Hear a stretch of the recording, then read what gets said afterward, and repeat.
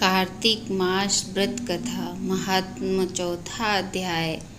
माता शारदा की कृपा से लिखूं भाव अनमोल। कार्तिक महात्म का कहूँ चौथा अध्याय खोल। नारद जी ने कहा, ऐसा कहकर भगवान विष्णु मछली का रूप धारण करके आकाश से जल में गिरे।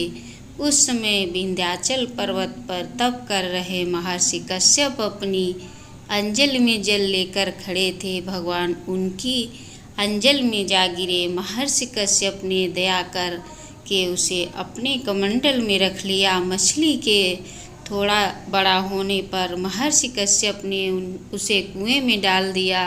जब वह मछली कुएं में भी ना समा सकी तो उन्होंने उसे तालाब में डाल दिया। जब वह तालाब में भी ना आ सकी तो उन्होंने उसे समुद्र में डाल दिया। वह मछली वहाँ भी बढ़ने लगी। फिर मत्स्य रूपी भगवान विष्णु ने इस शंखासुर का वध किया और शंखासुर को हाथ में लेकर बद्री वन में आ गए। वहाँ उन्होंने संपूर्ण ऋषियों को बुलाकर इस प्रकार आदेश दिया, मुनीश्वरों, तुम जल के भीतर बिखरे हुए वेद मंत्रों की खोज करो और जितनी जल्दी हो उन्हें सागर के जल से बाहर निकाल आओ। तब तक मैं देवताओं के साथ प्रयाग में ठहरता हूँ। तब उन तपोवन उत्पन्न महर्षियों ने यज्ञ और बीजों सहित संपूर्ण वेद मंत्रों का उद्धार किया। उनमें से जितने मंत्र जिस ऋषि ने उपलब्ध किए वही उन बीज मंत्रों का उस दिन से ऋषि माना जाना लगा।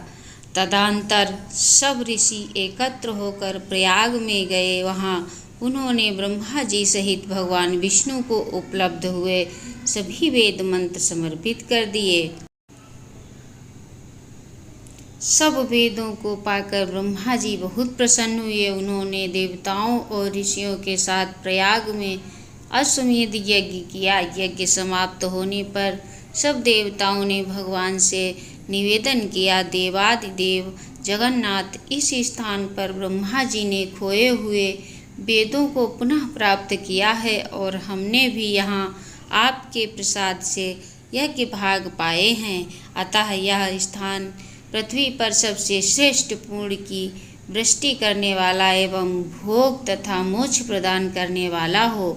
साथ ही यह समय भी महापुण्यमय और ब्रह्मघाती आदि महापापियों की भी शुद्धि करने वाला हो तथा यह स्थान यहाँ दिए हुए दान को अक्षय बना देने वाला भी हो।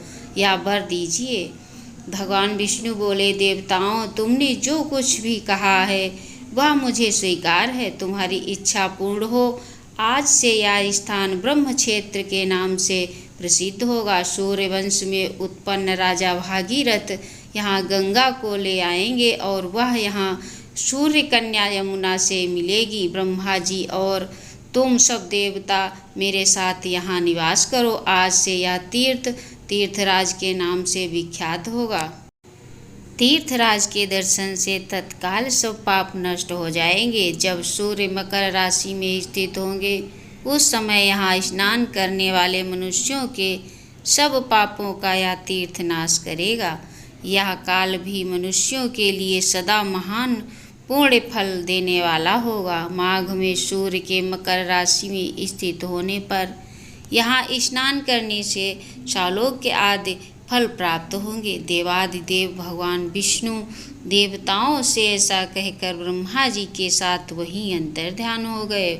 तत्पश्चात इंद्रादि देवता भी अपने अंश से प्रयाग में रहते हुए वहाँ से अंतर्धान हो गए। जो मनुष्य कार्तिक में तुलसी की जड़ के समीप श्री हरि का पूजन करता है वह इस लोक में संपूर्ण भोगों को उपभोग कर सके, अंत में वैकुंठ धाम को जाता है। बोलो श्री हरि भगवान की जय।